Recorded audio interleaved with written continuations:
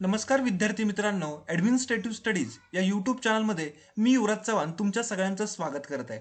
आज आपण या लेक्चरमध्ये MPSCचे एक्झाम ज्या आहेत त्या होणार का होणार नाहीत का नेमक्या कधी होणार, हा जो काही चिंतेचा प्रश्न आहे विद्यार्थ्यांच्या समोरचा, याच्यावरती आज आपण डिटेल्सपणे चर्चा करणार आहोत. तर बघा, बरेचसे असे विद्यार्थी आहेत की त्यांनी त्यांच्या आयुष्यामध्ये स्वप्न ठेवलेलं असतं की आम्हाला एक अधिकारी व्हायचं आहे आणि याच्यासाठी दिवस रात्र कष्ट करत असतात, परंतु काही कारणं अशी येत असतात की त्याच्यामध्ये व्यत्यय येऊ शकतो.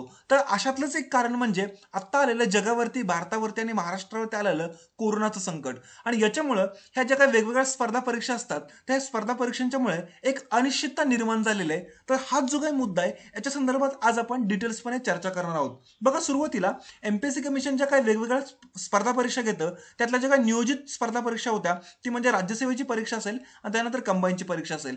तर या परीक्षेसाठी ऍप्लिकेशन आयोगानं मागवलं. या दोन्ही परीक्षेसाठी सुद्धा बऱ्याचशा महाराष्ट्रातील विद्यार्थ्यांनी ऍप्लिकेशन केलं. त्यानंतर आयोगाने एक निश्चित तारीख ठरवली होती की या तारखेला परीक्षा होईल.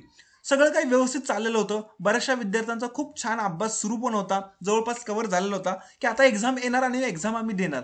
परंतु जगावरती, भारतावरती किंवा महाराष्ट्रावरती जे काही कोरोनाचं संकट आलं, त्या कोरोनाच्या संकटामुळं ह्या ज्या काही नियोजित परीक्षा होत्या त्या MPSC कमिशनला पुढे ढकलाव्या लागल्या किंवा काही दिवसानंतर पुढे ढकलाव्या लागल्या.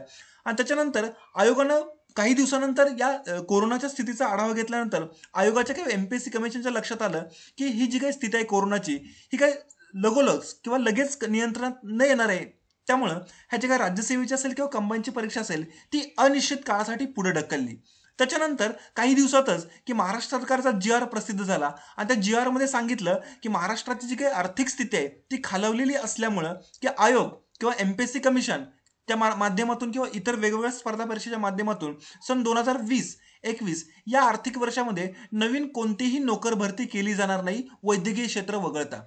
जसं ह्या घटनांचा जो काही घडामोडी सुरू झाल्या त्याच्यानंतर स्पर्धा परीक्षा करणाऱ्या बहुसंख्य विद्यार्थ्यांचं मनोधैर्य खचणार हे साहजिकच आहे. परंतु हे ज्या याच्यातून मनोधैर्य न खचता आम्हाला नेमकं काय करता येईल याच्या संदर्भात ना आपल्याला प्लॅन करणं खूप आवश्यक असतं. कारण की कोरोनाची जी काही स्थिती आहे ही सदा सर्व काळ राहणारी नाही. एक ना एक दिवस कोरोना या जगातून निघून जाईल.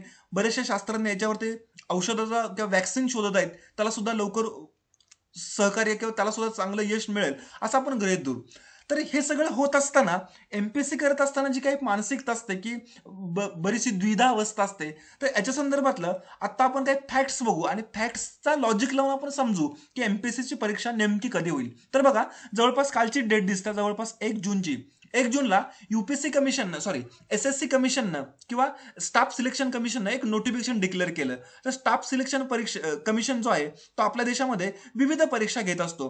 तर ह्या वेगवेगळ्या परीक्षांचं एक टेंटेटिव्ह टाइम टेबल डिक्लेअर केलेलं आहे आणि या वेळेला या परीक्षा होतील. मग याच्यावरनं आमच्या क्लिअर असं लक्षात, साधारण ऑक्टोबर महिन्यापर्यंत या परीक्षा सगळ्या संपून जातील. म्हणजे जवळपास 2-3 महिन्यामध्ये परीक्षा डिक्लेअर होतील. त्याच्याबरोबरच जवळपास 1 जूनलाच महाराष्ट्र सरकारनं एक GR प्रसिद्ध केला किंवा एक महत्वाचा निर्णय घेतला. त्याच्यामध्ये सांगितलं की ग्रॅज्युएशनच्या लास्ट इयरला जे काही विद्यार्थी होते त्या सर्वांना पास केलं जाईल. याच्या अगोदरच ऑलरेडी ग्रॅज्युएशनच्या पहिल्या, दुसऱ्या, तिसऱ्या वर्षाला असेल त्यांना पास केलेलं आहे. तर ग्रॅज्युएशनच्या लास्ट इयरला जे काही विद्यार्थी असेल त्यांना सुद्धा पास केलं जाईल. हा एक म्हणजे पहिला लक्षात ठेवा मुद्दा की SSCचा स्टाफ सिलेक्शन कमिशनचं डिक्लेअर झालेलं जे काही वेळापत्रक असेल ते. दुसरं की ग्रॅज्युएशनच्या सगळ्यात ज्या शेवटच्या वर्षाच्या एक्झाम होत्या त्या सुद्धा रद्द केल्या. त्यानंतर तिसरा महत्वाचा मुद्दा असेल राष्ट्रीय पातळीवरती काही स्पर्धा परीक्षा असतात इंजिनिअरिंग मेडिकलला येण्या जाण्यासाठी. NEET असेल, JEE असेल, त्याच्यानंतर MHT CET असेल महाराष्ट्रातली. तर अशा वेगवेगळ्या ज्या काही स्पर्धा परीक्षा आहेत ह्या साधारण जुलै-ऑगस्ट याच्या दरम्यान होऊन जातील. कारण त्याचं तसं टेंटेटिव्ह सोशल डिस्टन्स ठेवून ह्या वेगवेगळ्या स्पर्धा परीक्षा होऊन जातील. तर आता मुद्दा एवढा लक्षात येतो. आणि बघा, लक्षात ठेवा महत्वाचं आपल्या देशामध्ये एक UPSC कमिशन आहे. तर UPSC कमिशन सुद्धा 5 जूनला देशातली जी काही कोरोनाची जी काही स्थिती आहे त्याचा योग्य तो आढावा घेईल आणि त्याच्यानंतर डिक्लेअर करेल की पुढच्या ज्या एक्झाम असतील त्या कधी होतील. तर या सर्व गोष्टींचा जर आपण एक आधार घेतला किंवा सर्व गोष्टींचं जर आपण एक लॉजिक लावलं तर तुमच्या एवढं लक्षात येऊ शकतं की MPSC कमिशनची राज्यसेवा असेल किंवा कंबाईनची जी काही पूर्व परीक्षा जी काही होणार होती ती निश्चितच होऊन जाईल. आता गंमत अशी की ती कधी होईल. बघा, पॉझिटिव्ह नेहमी राहायचं. आणि पॉझिटिव्ह जर राहिला ना, तर तुमचं जे काही व्यवस्थित अभ्यास चालला तो कंटिन्यू असतो. जर निगेटिव्ह जर राहत गेला किंवा निगेटिव्ह जर विचार केला, तर जे जे चाललेलं आहे ते पण कोलमडण्याची दाट शक्यता असते. त्यामुळे लक्षात ठेवा, आणि जगामध्ये ऑलरेडी निगेटिव्ह माणसं बरीच आहेत. आपण त्यात एकाची भर पाडायची नाही.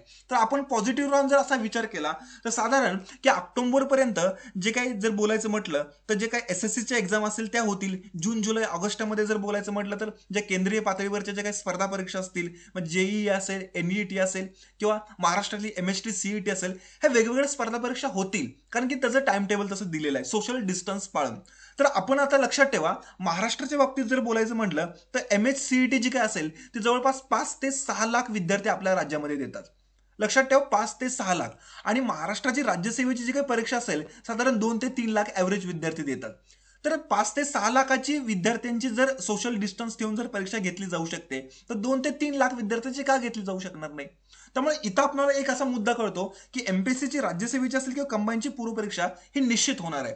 मात्र आता आपल्याला जो काही कोरोनाच्या संकटामुळे आपल्या अभ्यासामध्ये खंड पडलेला आहे किंवा आपला अभ्यास जो काही अडथळत चाललेला आहे, तर तो आपल्याला तसाच ठेवून चालणार नाही. कारण की जर ह्या स्थितीनंतर किंवा ह्या जर नियोजित वेळापत्रक जे काही वेगवेगळ्या स्पर्धा परीक्षेचं आहे, त्याच्यानुसार जर आपण एक अंदाज लावला, तर साधारण की ऑक्टोबर महिन्याच्या दरम्यान किंवा ऑक्टोबर पासून अगदी ऑक्टोबरच्या शेवटला पण होतील किंवा ऑक्टोबरच्या सुरुवातीला पण होतील. पण ॲव्हरेज जर बोलायचं म्हटलं, तर ऑक्टोबर महिन्यामध्ये जे काही राज्यसेवेची एक्झाम असेल किंवा कंबाईनची एक्झाम असेल ही निश्चित होऊ शकते. आता प्रश्न असा पडतो की ह्या एक्झाम घेणं हे MPSC कमिशनचं काम आहे. तो योग्य तो निर्णय घेतील. कारण लक्षात ठेवा, विद्यार्थ्यांच्या हिताचा सुद्धा MPSC कमिशन निर्णय नेहमी घेत असतं. तर लक्षात ठेवा की आपल्या हितासाठी निर्णय घेतला पाहिजे.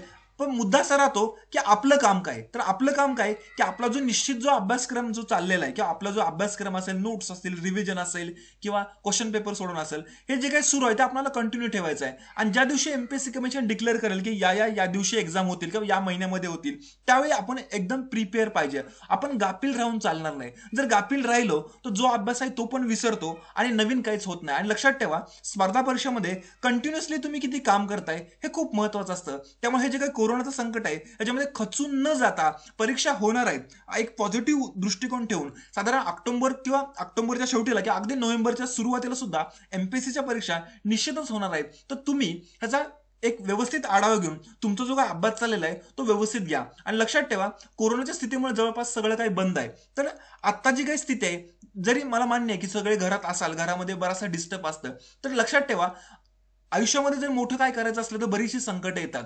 ह्या संकटातून बाहेर जाऊन किंवा संकटाचा मोठा बाऊ करून न बसतो तोच या स्पर्धा परीक्षेमध्ये किंवा आयुष्यामध्ये यशस्वी होत असतो. तर हा नियम जरा लक्षात ठेवा आणि जी काही स्थिती आहे, जो काही वेळ मिळतोय याचा सदुपयोग करा आणि स्पर्धा परीक्षेच्या याच्या तयारीमध्ये त्याचा खूप चांगला उपयोग लावून घ्या, असं मी सांगतो.